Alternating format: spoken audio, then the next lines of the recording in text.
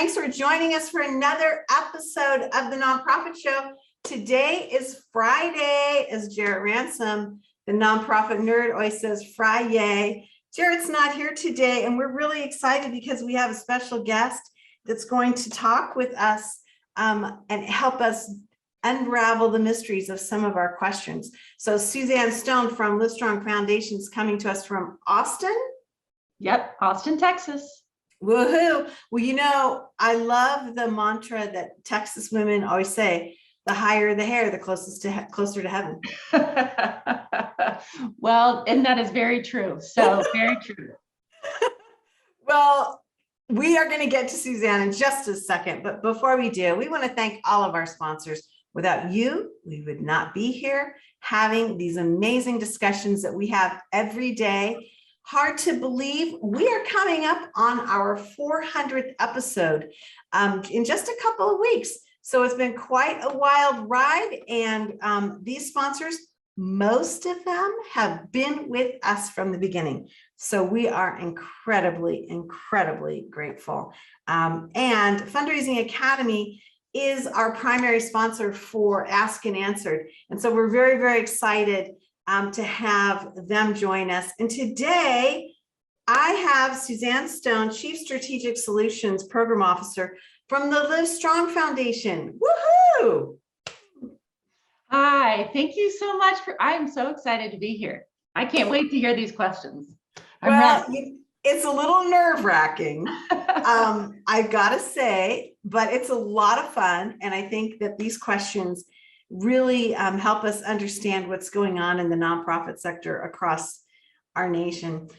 But before we get into that, tell us what you do, Suzanne, for the Livestrong Foundation, and talk us through about what the foundation does. Sure, absolutely. So like you said, I'm the Chief Strategic Solutions and Programs Officer. And what that really means is that my job really has two parts to it. I'm in charge of all of our mission programs. So any outreach that we do. So the Livestrong Foundation we're just getting ready to celebrate our 25th year, which is insane. So 25 years, we've funded and invested in over 576 organizations around the country. So we raise money all year long, and then we take that and invest it in solutions that are going to impact the quality of a cancer patient's life today. Like right now, we know that there are a lot of organizations out there that are investing in research to cure cancer, and that is awesome. But what we know is that living with cancer is really hard, but it doesn't have to be like that. And there are lots of gaps in care, and that's where we really focus to try to make your everyday life better. And we look for innovative solutions. So that's the second half of my job. So the first half is really functioning in helping people preserve their fertility, helping people exercise through activity and heal that way. Working with all of these great grassroots on the ground organizations. But then the second half is around innovation and strategy. This is probably one of my favorite things to do, is to really look forward and not in reverse and say, okay, what can we do? How can we move forward? Where's the gap? Where are those friction points? And how are we going to solve for those? And really position the organization to be able to do that. So I've been in the nonprofit field for over 20 something years. Won't give away my age, but a long time. And I absolutely love impact and scale. And those are the things that I really focus on every day here at Livestrong. So let me ask you this. You're based in Texas. When you look at these programs and these investments that you're making, do you have a geographic area that you try and stick to, or what does that look like for you? Sure, absolutely. So no, geography is not really important. Instead, what we're looking at is impact. So when somebody writes a solution grant to us, so we have a new solutions grants program. One thing we're very focused on is diversity, equity, and inclusion. So we have committed $50,000 every year that focuses on communities of color, underserved, underrepresented, underinsured communities, and solving for issues that are specific to those, because equity in cancer care is really a problem and something that we have to really focus on and solve. So geographically, nope, doesn't matter. We have organizations that we're funding from Montana to New York City, out in California. So whether it's giving kids rides to chemo appointments and their doctor's appointments because their families can't get them there, we provide funding for that. There's a fly fishing group in Bozeman that takes women who are breast cancer survivors or going through treatment and takes them fly fishing, which sounds a little bit crazy, but when you have this amazing activity, it's a bonding and healing experience. We also fund things like, there's a great national organization called PabLove, and this is a pediatric cancer organization that puts cameras in the hands of pediatric cancer patients. And these kids are taught how to take pictures. They have gallery shows all across the country, really fantastic. There's Monkey in My Chair and Hope Cam, Wonders and Worries. I can just keep going on and on. So we're really looking for organizations that are providing real solutions, like I said, today, and it's impactful, scalable, and that our investment will change their organization. Wow, I love it. Well, it sounds to me like we need to book you, just you, for a future show and to talk about this. But right now, we've got a lot of questions. So I say let's get to them and let's see, we like to say you're now in the hot seat. I'm on the hot seat. So let's see how we can answer. Hey, now you don't know this, but whenever I get a name withheld, I get super excited because I always feel like it's a juicy question. So name withheld from New York. We have a gala planned for late fall and are torn between having a professional auctioneer and a local celebrity. Some of us think that the local broadcaster, weatherman, would be a stronger draw. What do you advise? Okay, so here's my advice. Okay. I've done a lot of galas, many galas. So when I worked with an education foundation, when I worked for Susan G. Komen, galas I've definitely done. My advice here, if the purpose of the gala is just to get a bunch of people together, then that's great. Then it doesn't matter. Then I'd say go with your local broadcaster. But if the intention of the gala, I'm assuming, is fundraising, then I would absolutely advise you to invest in the auctioneer. Your job as the fundraiser is to put the right people in the room. That's your role, is to fill those tables with people that you've cultivated and that are ready to give, that you're telling their story. Just like you're a professional fundraiser, an auctioneer is also a professional fundraiser. The weatherman is not. In my experience, when you put somebody like a local news celebrity in charge of auctioneering, you are going to leave money on the table. I agree. Just like if you tried to do the weather, you have no idea. So my suggestion might be for name withheld is that you try something like asking both of them. Ask the weatherman broadcaster to be your MC, and then hire your auctioneer to actually. I love that. Okay, Suzanne, you're a winner. You can keep going with this. I like that answer.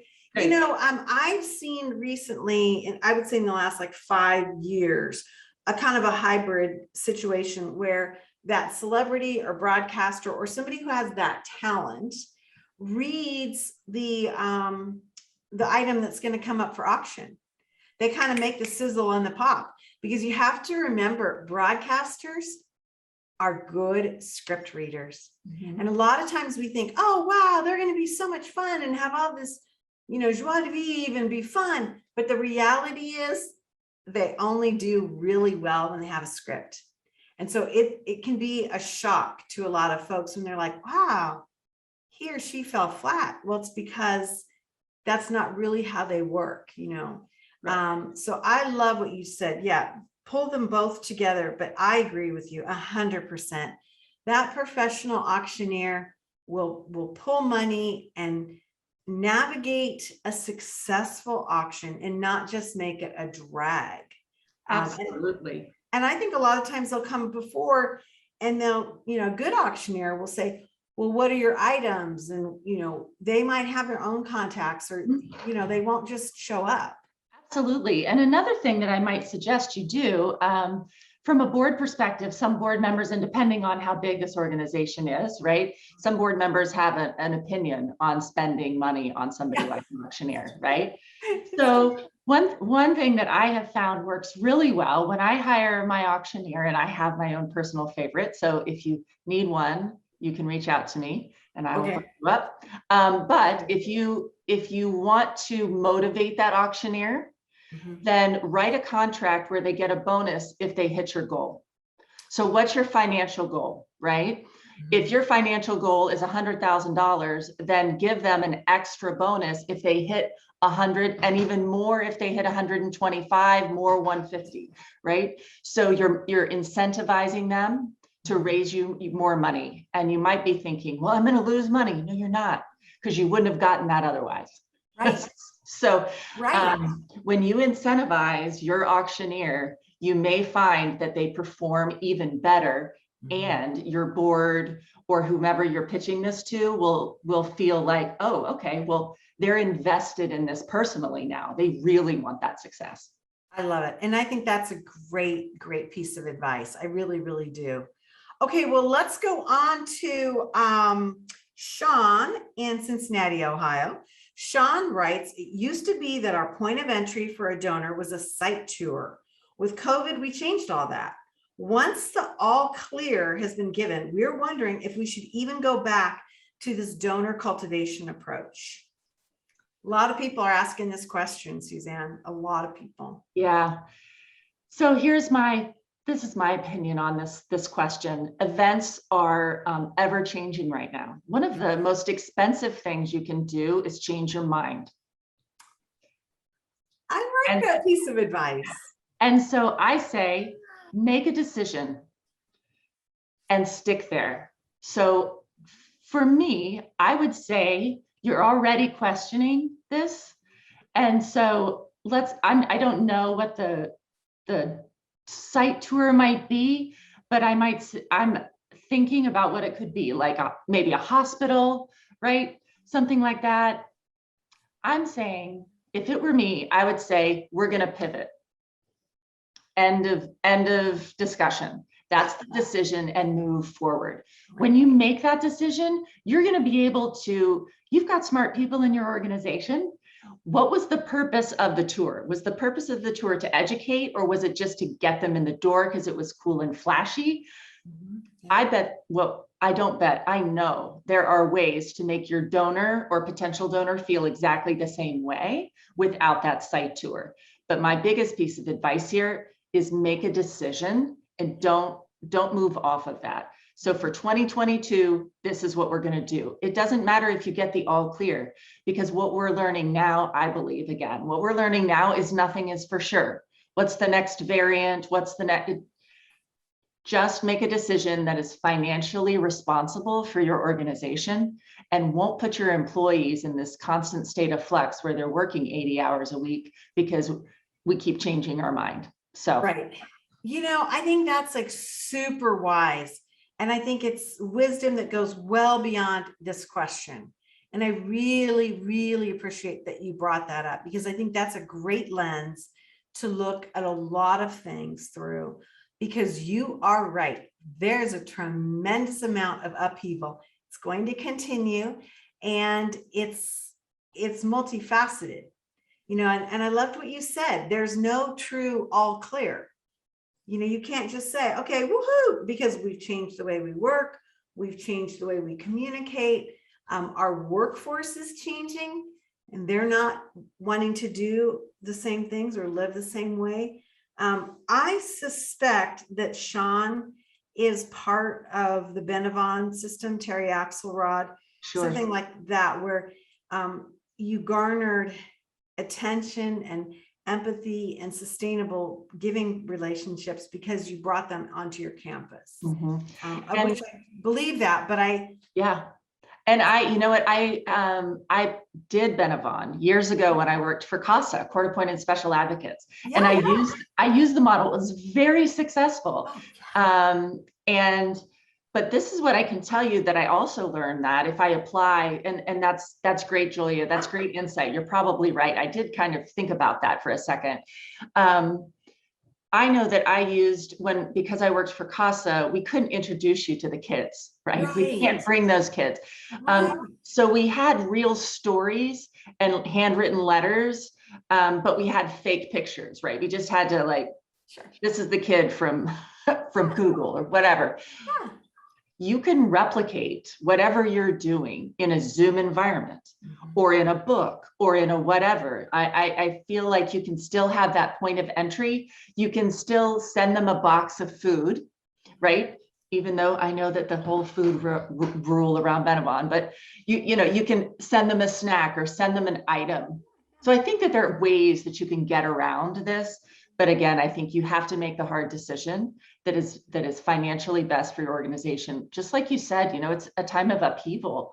And I think what we know about everybody is change is hard and it's stressful. Some of us deal with the stress of change better than others. But this idea of changing your mind midway, well, this is just for now, this is just for now. It's like your employees and your team will not feel confident moving forward, because there's always this thing in the back of their mind. Well, what if we get an R clear by September? Well, what if maybe October? Well, what's plan S? Just stick with plan A. I love plan S. I love your whole approach. That says a lot. Yeah, I love it. Okay, well, wow, you're doing great. 2 for 2, sister. Okay. Uh-oh. I think that's really good. Okay. Oh, okay. This is another name withheld. This is going to be juicy. I just know it. Okay. Name withheld from Ann Arbor, Michigan. I'm a program director at a mid-sized nonprofit.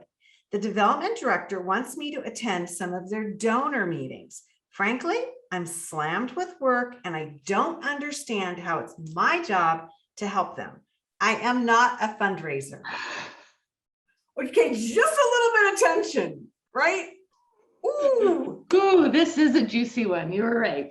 Okay. Okay. All right. So I'm going to take a deep breath while I collect myself before I answer this question. All right. So I think name withheld, you should be flattered. Your development director believes that you're a great storyteller, Right. Believes that you're really connected to the mission. And so first I say you should be flattered. Yeah. Second, every single person in a nonprofit is a fundraiser. Right. The receptionist back in the day, the receptionist is a fundraiser. Yeah, the janitor, the field, the IT person, everybody is a fundraiser. Yes. Because without your development director, I hate to tell you this, but you have no mission. I had a program, a mission director, and she used to say, no money, no mission, no money, no mission. Yeah. And that's the truth. So what I might suggest here for you is to try to reframe how you're seeing this ask. Talk with your director a little bit deeper and ask him or her, what are the stories that you need from me?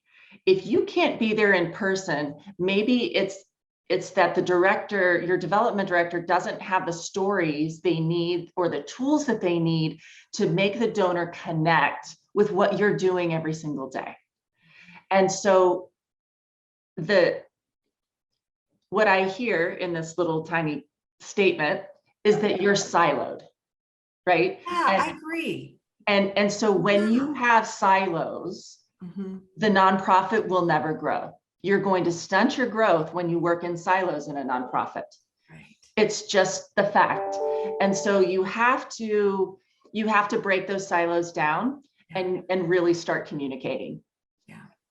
I love that. And I would say absolutely every single person in an organization is in fund development. And it is such a shock in this day and age to have somebody who comes forward with that question. Because when I read this, or what I heard in my mind was that the CEO is not communicating this.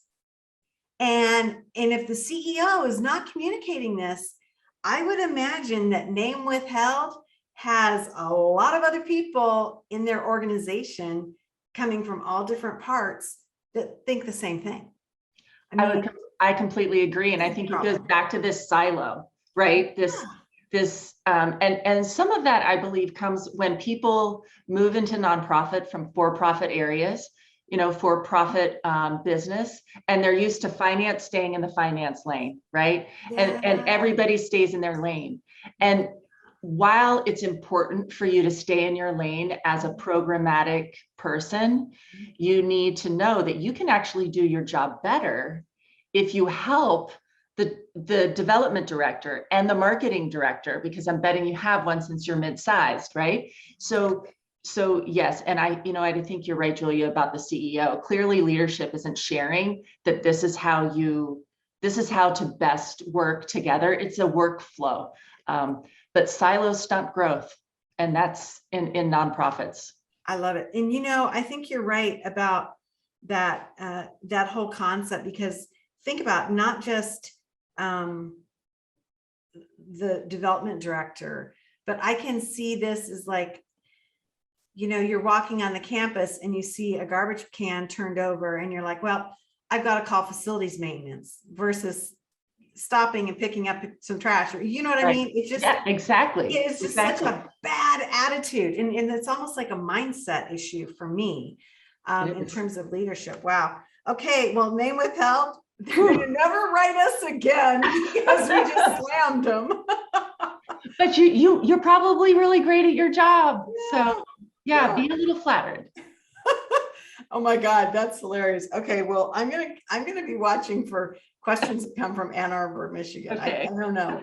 We might have a little bit of a dearth of questions that are coming from there. Okay, Brianna from Kansas City, Missouri. How important is it for our executive team to get media training? We have some extra professional development funds. Well, hallelujah, brother, that never happened. I was gonna say, how's that happening? Yeah, good deal. And we're looking into this type of investment for our staff. So, it's always hard. This type of question is a little bit hard, not knowing exactly what they do. But I might suggest something instead of media training. So media, and I'm not sure exactly what we mean by media training, but I'm putting on like, how to do a television interview or talk to a reporter, right? That's what I'm thinking. Talk to a news reporter who's calling on the phone. But I might suggest that you instead train for something a little bit deeper than that. And so I'm thinking storytelling, how to tell a story, how to write a narrative or tell the narrative. How to do your 30-second introduction, I think, is very valuable. What about just how to do this? How many times do you get on Zoom, even today, and you're watching the ceiling fan and the lighting is terrible? Well, like, come on. You don't have to have a studio and a set. I mean, I'm in my house, but there are tools and tricks, right, to be able to make it look professional. So I'm thinking that the training that you could really invest in, and that your executive team, who should be out and public facing, could really benefit from. Public facing now is this on camera. So how do I talk on Zoom? How do I present myself in a webinar situation? How do I storytell? How do I summarize what we do in a way that somebody who has no idea what we do now understands? And also maybe how to post on social, how to interact on LinkedIn, which is my favorite platform, or Twitter, or whatever you've got most. So that would be my suggestion. I like that. And I think also that it kind of harkens almost to the previous question. And that is, we all need to be sharing our story, and we need to be, I think every time we share a story, I think it does something to us as well. If you've ever been called upon to do a mission moment for your organization, I believe it's just as powerful for you as it is for the whole group that you present to. And so I really like what you said. I didn't think of it that way. I thought immediately, yes, media training, because you probably don't have a chain of command. I think for most organizations, it's best to say, never say no comment, but to say, may I guide you to this professional because they can, serve Yeah. what you need to a better extent. Having said that, the storytelling is at the core of where we're all going. And as we were talking earlier, we're not doing that POE, that point of entry. So telling the story becomes even more important because we can't just walk them up to the shelter, or we can't walk them up to the art installation, yeah, you can't show them, they can't hold the puppy, right? Yeah. They can't hold the puppy. And if you can't hold the puppy, well, how are they gonna, nobody's ever gonna want to donate. Not true, right? Because we've all seen the Sarah McLachlan video, right? The ad that makes everybody cry. But I think if we have, in my opinion, in an executive team for media, really there should be one person who always takes everything. So there's one person who should be doing that media training, and your CEO should already know how to do that, frankly. I think if you teach everybody how to tell your story and how to tell a great story succinctly, the whole organization will benefit. That could be a really great use of funds. Yeah. And I also think too, it might be really fun in kind of team building. Very much so. Very much so. To take, what's your favorite story? Let's pick this impact story. And how would you tell the story? And to hear it from different points of view. I think it'd be really cool, really great. Because the media, it elicits so much fear and so much duress within an organization, within the individuals. But telling that story is something that, should be part of your routine. So, wow. Suzanne, this has been amazing. It's hard to believe that our Friday, as Jarrett Ransom likes to say, is over. I mean, the time has just like whipped by. That was fast. That was fast. Super fast. I loved your answers.